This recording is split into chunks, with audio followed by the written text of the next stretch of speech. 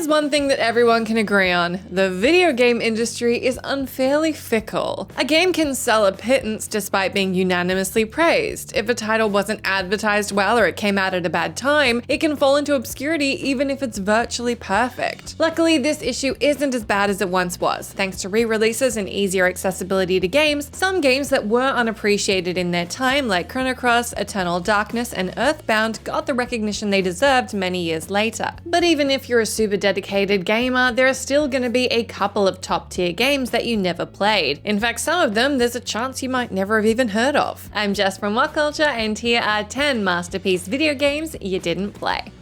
Number 10. GITAROO Man.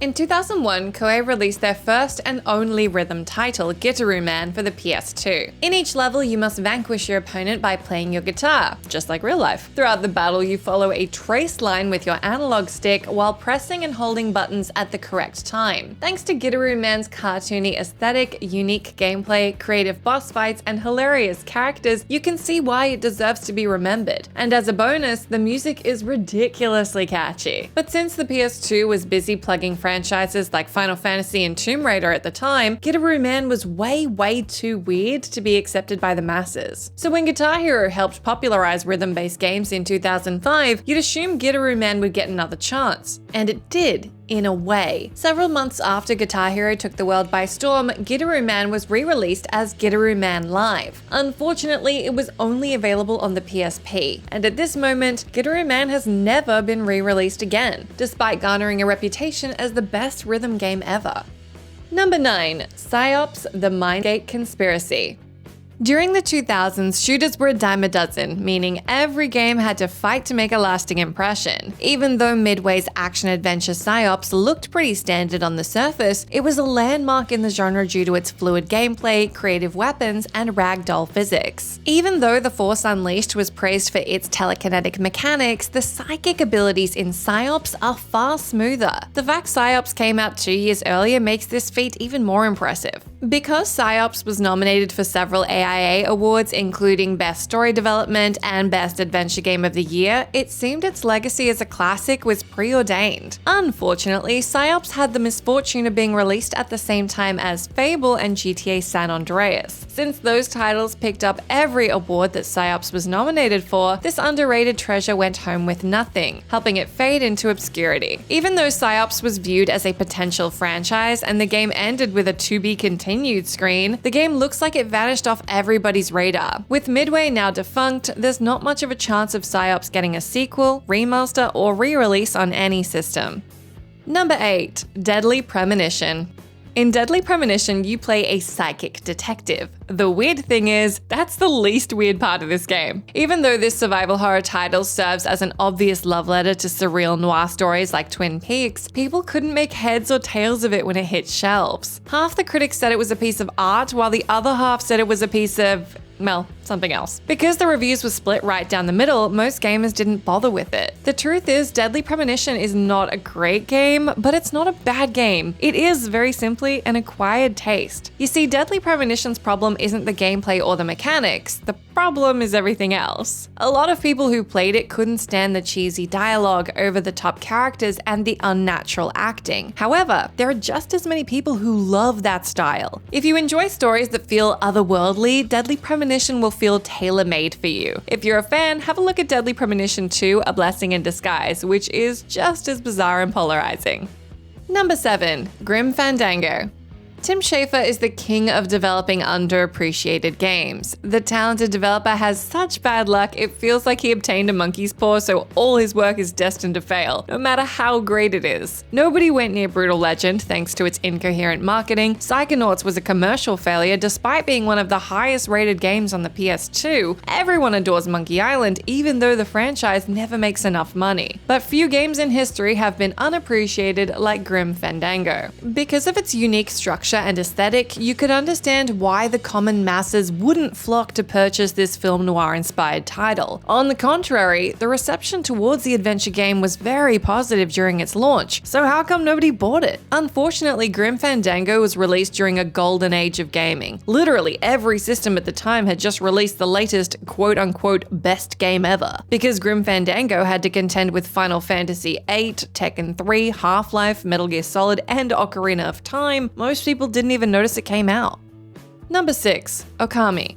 The more you try to explain why OKAMI is a masterpiece, the worse it sounds. Basically, you play as a wolf god who must protect the world with his magical paintbrush and defeat a multi-headed dragon by getting him really drunk. OKAMI may sound too weird for its own good, but it cannot be stressed enough how perfect this game is. There's literally not one box it doesn't tick. The characters are adorable, the banter is hilarious, the story is epic, the battle mechanics are creative, and the cel-shaded ink wash style looks glorious. Even though OKAMI received a Metacritic score of at least 90% on every system upon its initial release, nobody gravitated towards it. It's such a pity, since anyone who played OKAMI for the first couple of minutes could see the developers poured their heart and soul into just about every aspect of it. Although it became far more popular after it was released on later systems, it was too little too late. Apart from the DC spiritual successor, OKAMI, the developers have no interest in making a sequel because of how badly the original sold.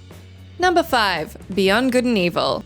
Due to Beyond Good and Evil's story, graphics, and gameplay, and basically everything else about it, this Ubisoft title is regarded as one of the best games ever. It's at least one of my favorite games ever. But for some baffling reason, nearly every critic regarded it as an average game when it came out. Beyond Good and Evil was originally referred to as a quote, jack of all trades by GamePro, fairly mundane and hollowed out by Edge, and not much fun by PC Gamer. The fact that this brand new IP came out during holiday season didn't help either, since consumers were scrambling to buy the latest franchise title. It sold so appallingly, its price was reduced by a whopping 80%, almost like retailers were trying to get rid of it. As Ubisoft was also laser focused on promoting the Prince of Persia reboot during this time, the company didn't give Beyond Good and Evil the attention it desperately deserved. Fortunately, the critics and the consumers inevitably learned the error of their ways. When people actually gave Beyond Good and Evil a chance, it received far more favorable reviews, was re-released on later consoles,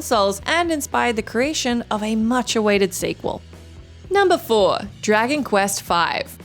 The hype for Chunsoft's Dragon Quest V wasn't just big, it was borderline mythical. This SNES title was so highly coveted, it sold over 1 million copies in its first day. Upon its debut, there were reports of people queuing up 3 miles to get a copy. There were at least 10 incidents of thieves breaking into retail stores to steal it. It was so successful in Japan, it even outsold Street Fighter 2. This Dragon Quest mania also inspired Nintendo to increase the price of the console, knowing people were buying the SNES purely to purchase this fabled RPG. Although it's common knowledge that successful games in Japan don't always do well worldwide, it looked like this beloved sequel was set to become a global phenomenon. Sadly, the SNES version of DQ5 was never released outside of Asia. What's worse is that it's still difficult to find 30 years later. Although Chunsoft's magnum opus was re-released on the DS in 2009, it's never been available on home consoles outside Japan. Even though the franchise's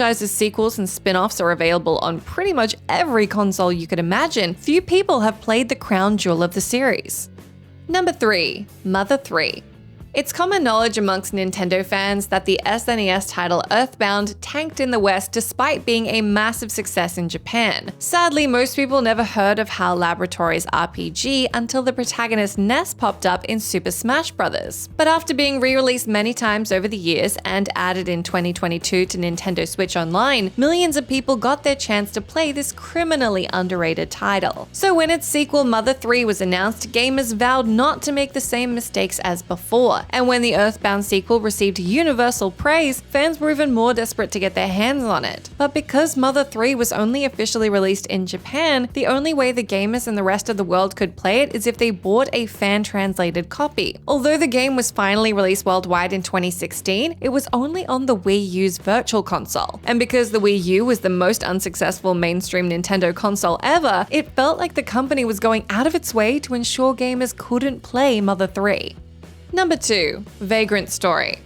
The tragedy that befell Squaresoft's Chrono Cross is a tale as old as time. Being the long-awaited sequel to Chrono Trigger, this PS1 game was expected to be a smash hit. But since Squaresoft's other RPG, Final Fantasy IX, was released at the same time, Chrono Cross was overshadowed, despite receiving high acclaim. However, people forget that Chrono Cross overshadowed another Squaresoft RPG. During that time, the company released a new role-playing title called Vagrant Story. It was immediately recognized for its gorgeous score, intuitive story, and vast customization options. The game separated itself from Squaresoft's other titles by having a more contemporary aesthetic and a creative battle system. It became the third game ever to receive a perfect score from Famitsu, which is among the world's harshest game magazines. This means Vagrant Story was ranked as highly as Skyrim, GTA 5, and The Legend of Zelda: Ocarina of Time. Not only that, it was the only game on the PlayStation to receive this rating. Not even Final Fantasy VII has that distinction. But since it was the least marketable of the PlayStation's RPGs at the time, Vagrant Story unfortunately never stood a chance. Number 1. 428 Shibuya Scramble. 428 Shibuya Scramble feels like it was impossible to market. Most people switch off just by hearing the title. 428 is a visual novel game where you solve mysteries around Tokyo as multiple characters, unaware of each other's involvement. Now, based on the premise, you'd think this title would only appeal to a very niche group, but in reality, 428 was beloved by all for its highly detailed branching storyline and in-depth characterization. Destructoid even said it was the most persuasive argument to incorporating live action in video games. Boasting a monumental 87 different endings, 428 also had incredible replay value. But despite being collectively praised and ported on 6 different consoles, most people never heard of 428 Shibuya Scramble. Since it's a Tokyo-based game, you'd assume it at least did well in Japan, but the game tanked in its native land, with 7 other games outselling it the same week it released. Sadly, 428 proves a sad truth about the industry. Even though society say they're bored of the same old and they want something different, 99% of people won't give titles like 428 a second look, despite the fact it's guaranteed to give you a gaming experience you'll never forget.